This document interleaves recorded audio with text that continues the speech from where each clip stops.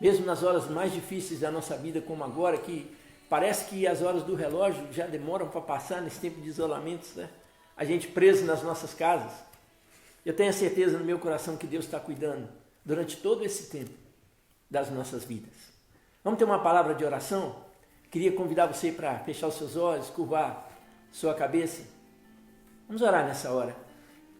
Pai, em nome de Jesus, nós nos alegramos nessa tarde por podermos estar na Tua presença e temos essa promessa do Senhor sobre a nossa vida, que o Senhor cuida de nós, que o Senhor não tira os olhos de nós, que mesmo nos momentos de luta e aflição, como nós estamos vivendo agora, nós sabemos que o Senhor está com os olhos fitos em nós, o Senhor está cuidando de nós, o Senhor está, ó Deus, confortando o nosso coração, trazendo paz, trazendo alegria, Senhor. Porque a nossa alegria não depende das circunstâncias da vida, mas é uma alegria que vem de dentro, fruto do Teu Espírito Santo que habita em nós. Então eu te louvo, Senhor, eu te agradeço. Pai, coloco esses momentos de culto nas Tuas mãos. Eu peço que o Senhor nos guarde e nos proteja, Senhor. Proteja cada família que está conosco nessa tarde, cada pessoa. Proteja as casas, Deus, aqueles que têm saído para trabalhar, Deus, que têm atividade para fazer, que não podem ficar em suas casas, que a bênção do Senhor, anjos do Senhor, estejam acampados em volta dessas pessoas, guardando e protegendo de todo mal. Obrigado, Senhor, nós vamos meditar na Tua palavra agora. Senhor, que Teu Espírito Santo nos encha nessa hora, complete essa palavra no coração de cada pessoa. Nós não somos originais aqui agora, Pai, o que nós temos o Senhor é que nos deu. Então que a Tua palavra cumpra o propósito para o qual ela foi enviada nessa tarde.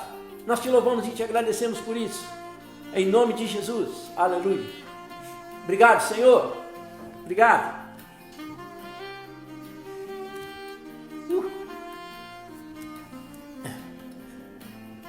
Eu me segurar aqui, né?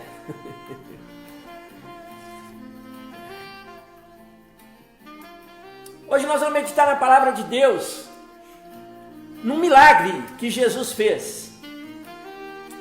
A primeira multiplicação dos pães e dos peixes. A multiplicação dos pães e peixes é um dos milagres mais conhecidos de Jesus, né? Mais famosos de Jesus. Eu acho que igual a ressurreição de Lázaro. É um dos mais conhecidos. Eu sei que você já ouviu sobre ele, você já leu sobre ele, você já estudou sobre ele, já meditou sobre ele. Mas tem algumas coisas que Deus quer falar para nós nessa tarde, em cima dessa palavra. E eu vou ler aqui alguns versículos que estão no Evangelho de Marcos, no capítulo 6, do verso 30 até o verso 44. Se você tem sua Bíblia aí e quiser acompanhar conosco, Evangelho de Marcos, às vezes tem um tablet aí, a Bíblia no celular. Marcos capítulo 6, verso 30, a partir do verso 30. Voltaram os apóstolos à presença de Jesus e lhe relataram tudo quanto haviam feito e ensinado. E ele lhes disse: vinde repousar um pouco, à parte, num lugar deserto, porque eles não tinham tempo nem para comer, visto serem numerosos os que iam e vinham. Então foram a sós no barco para um lugar solitário. Muitos, porém, os viram partir e, reconhecendo, correram para lá a pé, de todas as cidades, e chegaram antes deles. Ao desembarcar, viu Jesus uma grande multidão e se compadeceu-se deles, porque eram como ovelhas que não tinham pastor. E passou a ensinar-lhes, curar suas enfermidades e muitas outras coisas. E declinando a tarde, vieram os discípulos a Jesus e disseram: é deserto esse lugar e já é avançada a hora. Despede a multidão para que, passando pelos campos ao redor e pelas aldeias, comprem para si o que comer. Disse-lhe Jesus: dê vocês mesmo a eles de comer. Disseram-lhe, pois, como iremos comprar pão para toda essa gente? Nem 200 denários seriam suficientes. E Jesus lhes disse: quantos pães vocês tendes aí? Vão olhar. E sabendo eles, responderam a Jesus: 5 pães e 2 peixes. Então Jesus lhes ordenou que todos se assentassem em grupos sobre a relva verde. E o fizeram, repartindo em grupos de 100 em 100 e de 50 em 50. Tomando ele os 5 pães e os 2 peixes, ergueu os olhos aos céus e os abençoou. E partiu os pães, deu aos seus discípulos para que distribuíssem. E por todos repartiram eles também os peixes. Todos comeram e se fartaram. E ainda recolheram 12 cestos cheios de pedaços de pão e de peixe. Os que comeram os pães e os peixes eram mais de 5.000 homens. Glória a Deus. Eu fico maravilhado com as coisas de Jesus. Sabe, durante o ministério terreno de Jesus, ele realizou muitos milagres. E esses milagres de Jesus arrastavam uma multidão para perto de Jesus. Infelizmente, essas pessoas, a maioria deles, eles só queriam a dádiva, não o doador. Eles só queriam os presentes de Jesus e não a sua presença. Como aqueles 10 leprosos que Jesus curou, e só um voltou para agradecer e seguir a Jesus. E eu fico pensando, ainda hoje, muitas pessoas agem dessa forma. Elas só buscam a Deus na hora do desespero. Aí tem um problema de enfermidade, aí vem o desemprego, aí vem o término de um relacionamento, por exemplo, ou às vezes a própria necessidade de tirar uma nota boa na escola. Quando eu dava aula lá na Universidade de Itaúna, no curso de Engenharia de Produção, às vezes eu recebia as provas dos alunos e vinha escrito assim: 30 é o número, socorra-me, ó Deus. Eu achava engraçado demais. Mas infelizmente essa é a realidade, né? A triste realidade. Muitas pessoas só procuram a Deus na hora do desespero. Só procuram a palavra de Deus quando elas precisam de alguma coisa. Ou que elas querem comprar alguma coisa, como se a Bíblia fosse uma revista da Avon, uma revista da Natura, que você abre só na hora que você precisa de alguma coisa. Olha, Deus é compassivo e misericordioso, e Ele cuida de nós, como nós ouvimos nessa música. Deus cuida de ti, Deus não tira os olhos de você. Deus é compassivo e é misericordioso. Mas essa atitude de procurar Deus só nos momentos de atribulação, de luta, de aflição, essa atitude não agrada a Deus. Não agrada a Deus. Aquele leproso que foi curado entre os 10, que voltou para seguir Jesus e agradecê-lo, Jesus perguntou para ele: onde estão os outros 9? Talvez a expectativa de Jesus é que eles voltassem também para segui-lo, para agradecê-lo. E aquele homem disse: ninguém veio, Senhor, só eu vim.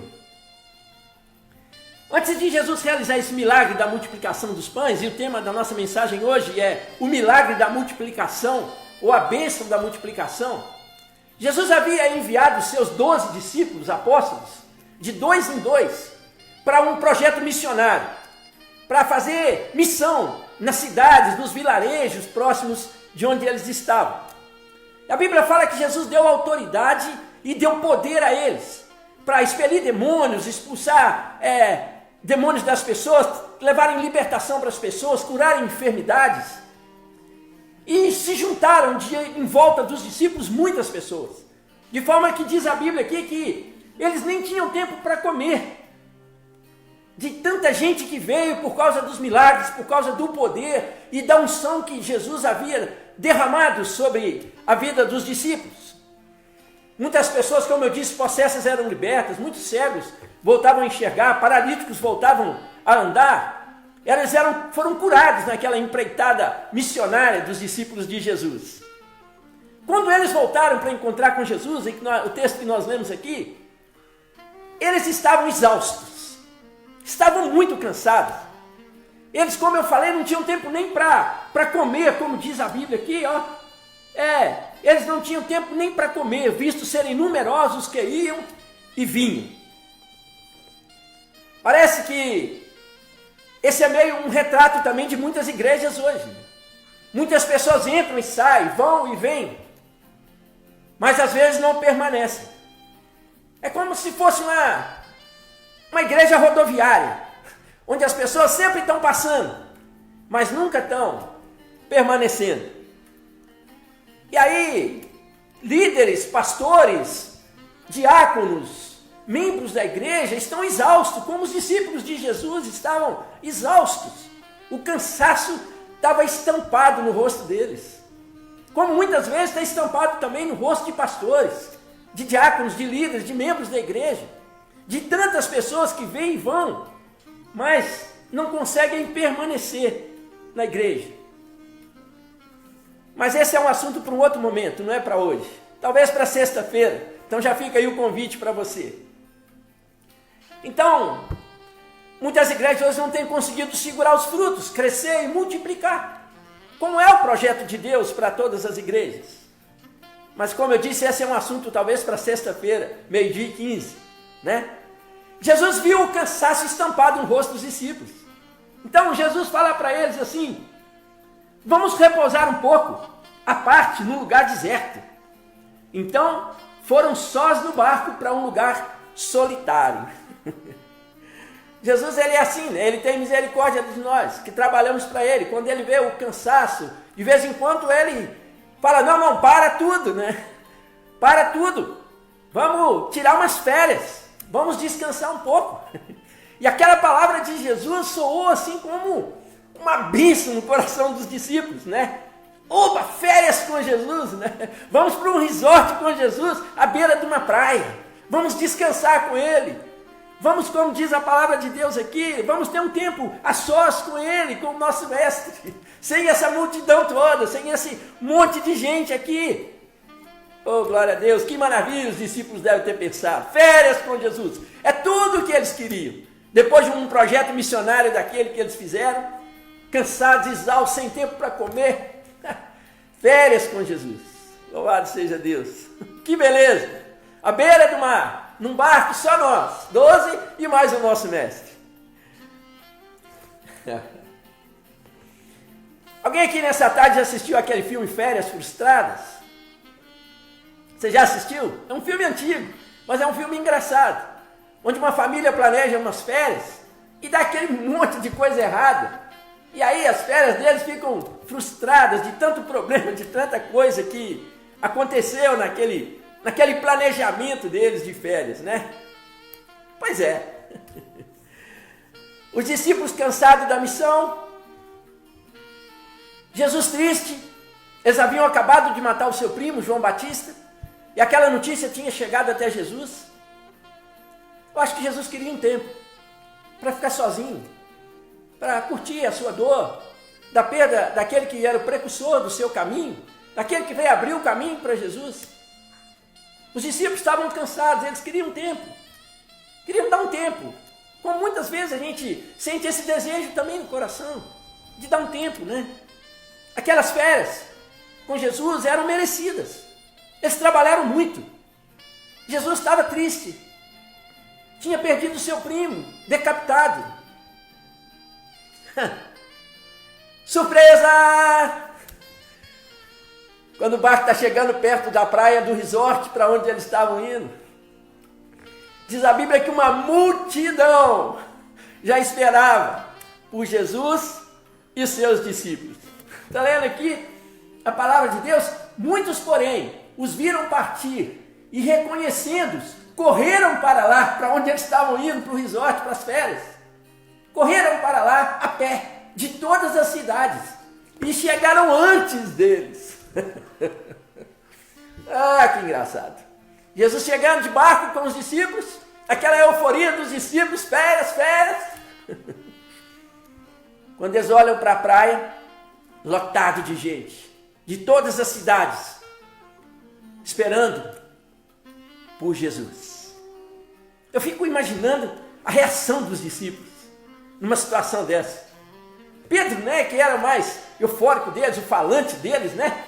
Deve ter virado para os outros e falou: sujou, né? Férias canceladas. Nosso projeto de férias com Jesus foi para o brejo. Pedro conhecia Jesus. Pedro conhecia o coração de Jesus, seus valores, conhecia suas crenças, conhecia o seu caráter, conhecia as atitudes de Jesus. Pedro sabia que Jesus era movido pelo amor e pela compaixão. E quando eles estavam chegando com aquele barco na praia e aquela multidão esperava Jesus, pessoas famintas, pessoas enfermas, pessoas doentes, doentes da alma, doentes do espírito, doentes fisicamente, Pedro já sabia que Jesus ia fazer. Cancelar as férias e atender aquela multidão. E não deu outra. Estou lendo aqui o verso 34.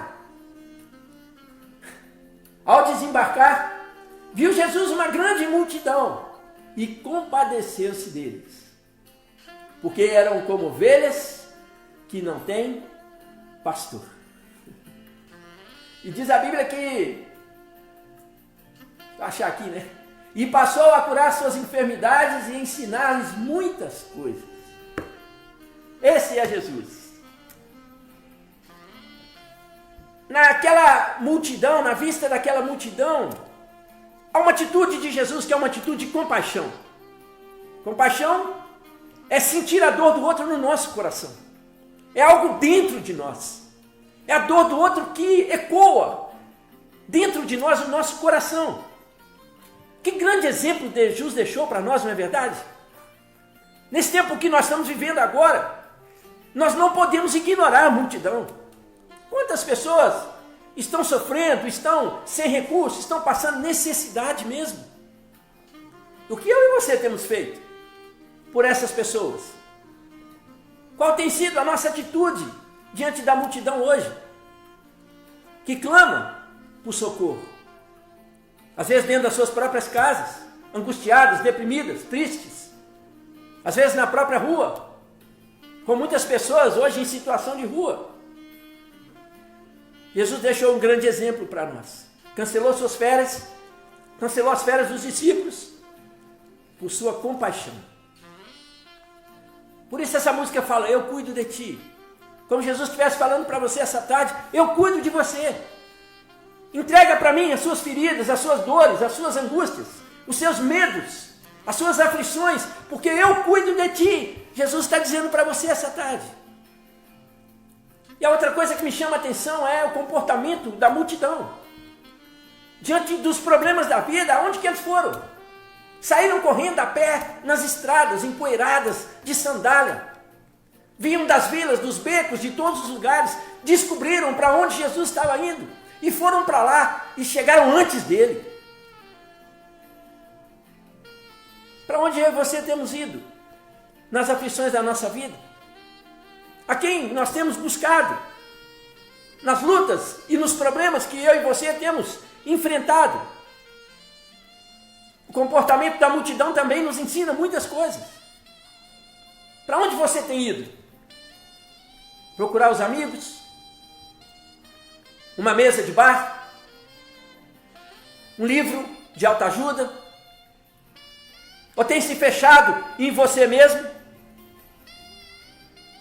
No olhar dos discípulos, sabe? Aquela multidão, eles eram inconvenientes naquela hora. Nós temos que ser realistas.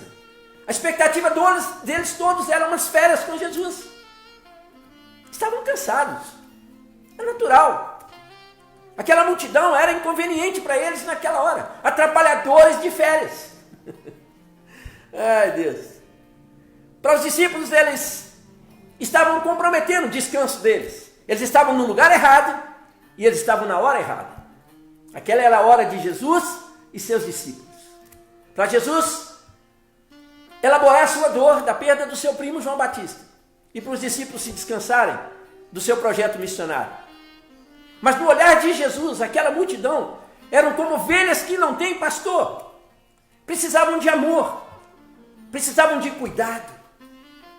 Estavam machucados, estavam sofridos, estavam sem esperança. Por isso foram atrás de Jesus. E ao cair da tarde, eu acho que Jesus foi procurado pelos discípulos e eles fizeram uma última tentativa de salvar ainda as suas férias. E eles procuraram, eu acho interessante, E eles procuraram Jesus e falaram com ele assim: Jesus, é deserto esse lugar, e já é avançada a hora. Despede essas pessoas, manda eles embora, para irem nos campos e nas aldeias e comprarem alguma coisa para eles comerem. Era a última possibilidade de tentar salvar as feras junto com Jesus. Interessante, né? Já é tarde, Jesus, vamos mandar esse povo todo embora. Ai. Manda eles irem para suas casas, para as aldeias, para vilas, comprar alguma coisa para eles comerem. Eles estão todos famintos. Será que o senhor não está vendo? Está todo mundo faminto. Olha aqui a hora. Despede todo mundo, manda eles embora e vamos curtir as nossas férias. Ixi. A tentativa dos discípulos piorou mais ainda a situação deles. Jesus vira para eles e fala: essa multidão não é de ir, não. Essa multidão é de ficar. E vocês deem alimento para eles. As estratégias de Jesus são incríveis, né? Quando Jesus quer testar a nossa fé, a nossa perseverança, a nossa compaixão, ele é cheio de estratégias, cheio de estratégias mesmo para poder dar um alerta para nós, né? Essa multidão não é de ir, não. Essa multidão é de ficar. Vocês mesmos deem alimento para eles.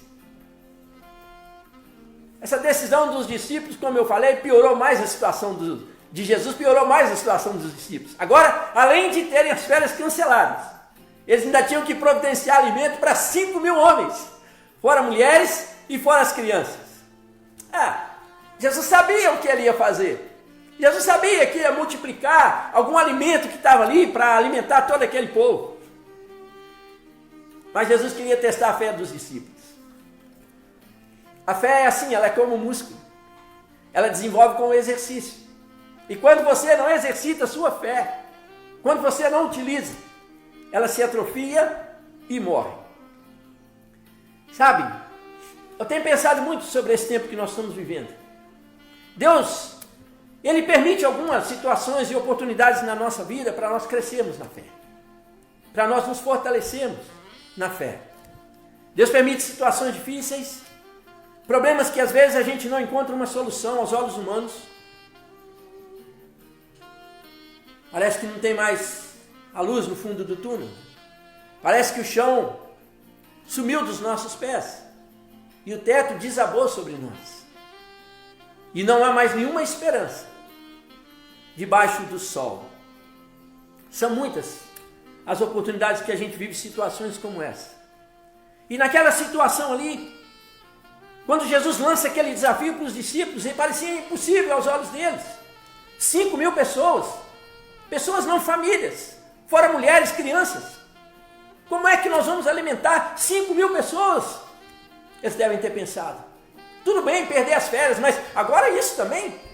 Eu tenho que alimentar 5.000 pessoas, fora as mulheres, fora as crianças.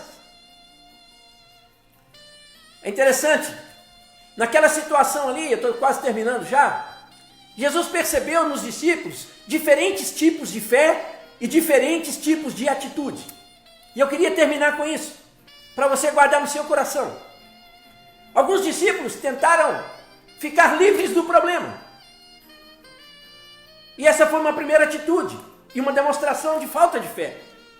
Ô Jesus, peraí, está tarde demais, aqui é muito perigoso, aqui é muito deserto. Já está ficando de noite, esse povo está morrendo de fome.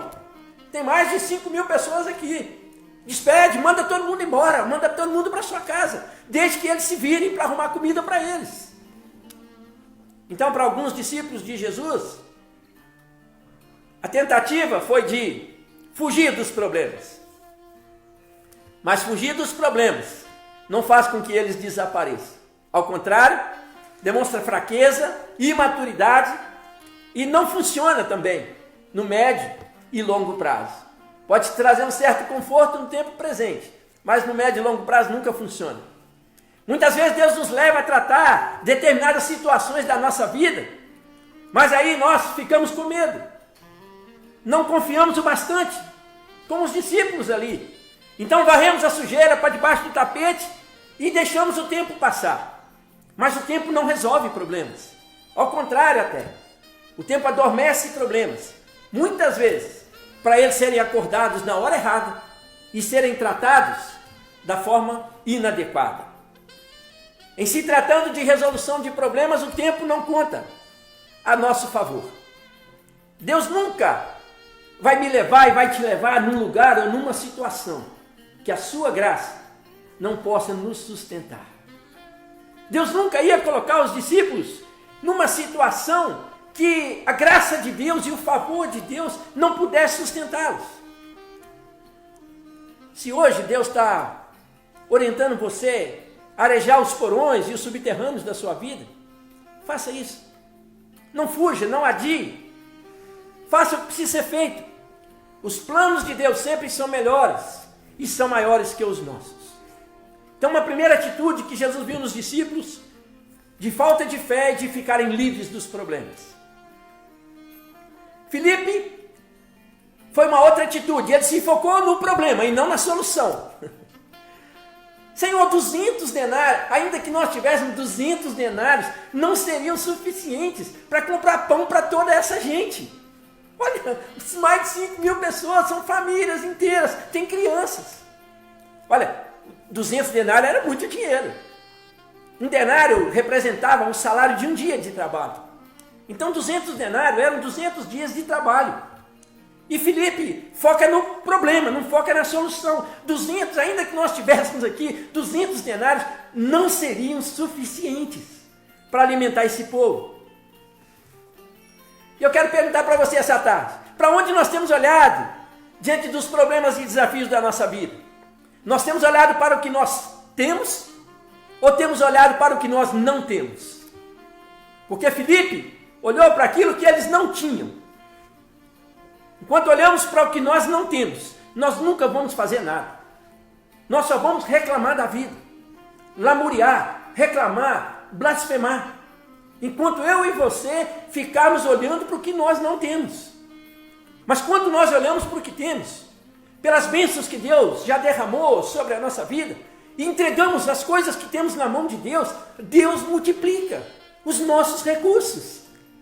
Por isso o tema dessa mensagem, a bênção da multiplicação. O milagre da multiplicação. Olha,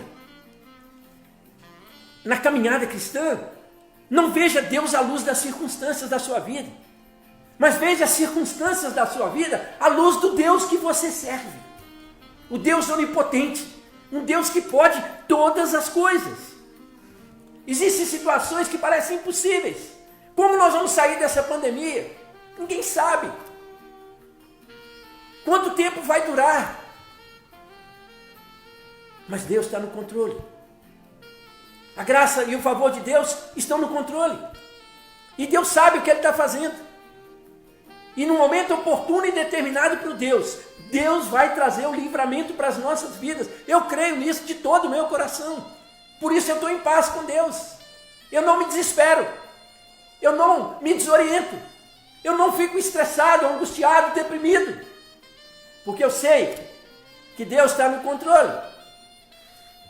Deus pode alimentar 5 mil pessoas com 5 pães e 2 peixes. O agir sobrenatural de Deus é só uma das especialidades do Senhor. E Ele tem prazer em agir de maneira sobrenatural na minha vida, na sua vida, quando nós entregamos a Ele. Quando nós olhamos para Ele, Ele cuida de nós. Ele é o seu escudo. Ele é a minha fortaleza. Ele é o nosso socorro, bem presente nos momentos de tribulação. E para que eu e você possamos experimentar os milagres de Deus, nós precisamos de fé. Crer no Senhor. Que Deus está no controle das nossas vidas. Que nenhum fio de cabelo cai da nossa cabeça, sem que seja a vontade do Senhor. O autor de Hebreus escreve que sem fé é impossível agradar a Deus. E eu acrescento por minha conta, mais impossível ainda que Deus te agrade. Então, para Filipe, os problemas eram maiores do que os recursos. E aí ele não ia fazer nada mesmo, porque quando a gente pensa assim, esquece que o poder de Deus multiplica os nossos recursos, nós nunca damos um passo. A vida não caminha. Não acontece nada, porque a gente sempre vai reclamar pelo que nós não temos. Agora, para André, os problemas eram maiores do que o recurso. De repente, aparece um menino lá com 5 pães, 2 peixes. Eu acho que André olhou para aquele menino e falou: para com isso, menino. Sai daqui, senhor. Você não está vendo que isso aqui não é brincadeira, não? Isso aqui é coisa para gente grande. Isso aqui é situação séria. Tem 5.000 homens famintos aqui. Suas famílias, seus filhos, suas esposas. Como é que nós vamos fazer uma promoção de Macfish para 5.000 pessoas, mais as esposas, mais os filhos? Com 5 pães e 2 peixes, nós vamos fazer uma promoção de Macfish aqui para 5.000 pessoas? Para com isso. Ai, ai. Nosso Deus é o Deus dos impossíveis e age no sobrenatural. Deus tem recursos para abençoar o seu povo que só Ele sabe e vai muito além da nossa capacidade de compreensão. Foi assim na vida de várias pessoas que entregaram a sua vida e os seus recursos e confiaram em Deus. O azeite da viúva, que procurou Eliseu, cegos, paralíticos, leprosos, doentes. Para muitos deles, Jesus disse: a tua fé te salvou. Onde você tem colocado a sua fé hoje? Deus tem prazer em nos socorrer. Deus olha para nós, Deus cuida de nós. Como nós cantamos. Entregue as suas lutas, seus problemas a Ele. Quase sempre o livramento vem precedido de fé. Se você não crê, é difícil Deus te abençoar. Ele pode até fazer isso, porque Ele é soberano. Mas Deus conta conosco, Deus conta com a minha fé e com a sua fé. A fé é certeza de coisas que nós esperamos. É convicção de coisas que nós não vimos ainda, trancado em nossas casas, mas que nós cremos que vão acontecer pelo poder da palavra de Deus. Sem fé, é impossível agradar a Deus. A fé é como um salto no escuro nos braços de Deus. Quem não tem fé não salta e nem é abraçado. Fica só no escuro. Eu quero concluir.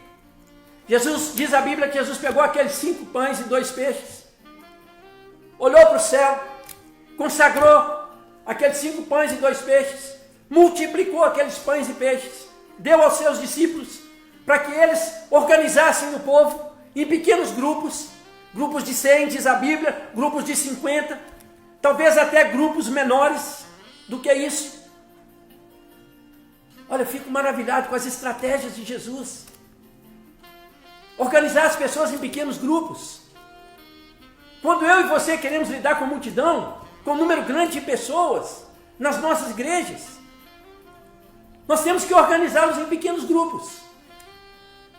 Mas esse é um assunto talvez para esta sexta-feira. E eu quero deixar aí o convite para você. Você já pensou se Jesus chegasse ali diante daquela multidão? 5.000 homens, mulheres, crianças. Ô pessoal, eu tenho aqui 5 pães e 2 peixes. Quem está com fome aí? Você já imaginou o que teria acontecido? Mas Jesus não, ele tinha estratégia para lidar com as pessoas. Será que hoje nós temos as estratégias certas para lidar com as pessoas que têm vindo à nossa igreja? Para cuidar delas? Para acompanhá-las? Jesus dividiu-os em pequenos grupos, grupos de 100, grupos de 50, como diz aqui a palavra. Jesus multiplicou, deu aos discípulos e mandou que eles distribuíssem para todos. Jesus, é incrível sim as coisas de Deus. Nossa, estou pensando aqui agora. A Bíblia fala que todos comeram. Estou terminando. Todos comeram. Repartiram para todos eles, 5.000 homens, mulheres, crianças. Todos comeram e se fartaram. E diz a Bíblia que ainda recolheram 12 cestos, cheios de pedaços de pão e de peixes. Os que comeram naquele dia eram 5.000 homens.